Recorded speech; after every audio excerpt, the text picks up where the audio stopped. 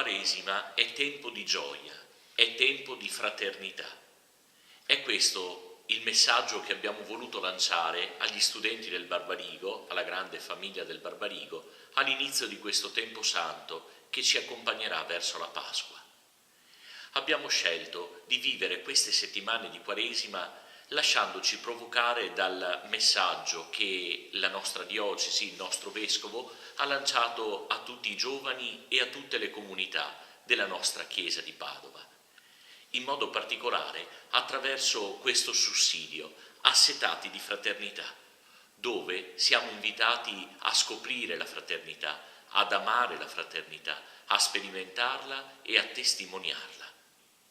Così in questi giorni abbiamo presentato il tempo di Quaresima e le proposte ai nostri studenti, aiutati anche da questo angolo della Quaresima che campeggia nell'androne della nostra scuola, una grande croce colorata che porta al centro proprio la parola fraternità e anche la parola di Dio, della quale siamo sempre assetati.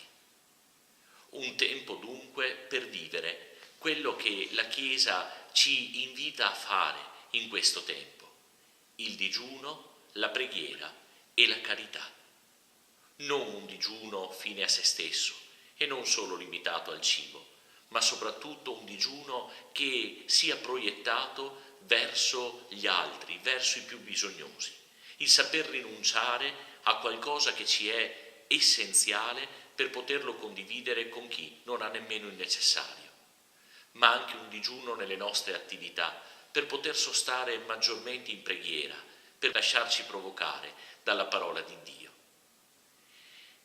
In modo particolare abbiamo proposto ai nostri ragazzi di vivere anche un'esperienza di carità.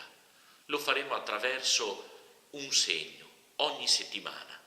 Chiediamo loro di portare un alimento diverso ogni settimana che poi condivideremo con le cucine popolari della nostra diocesi e con alcuni centri Caritas delle parrocchie della città e non solo.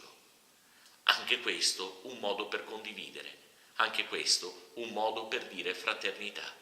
Fraternità all'interno della scuola, ma fraternità anche fuori della scuola, affinché così possiamo davvero educarci al grande valore della solidarietà e della carità che il Vangelo ci annuncia.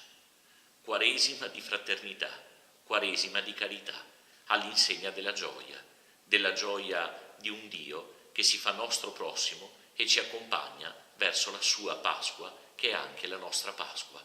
Buon cammino a tutti.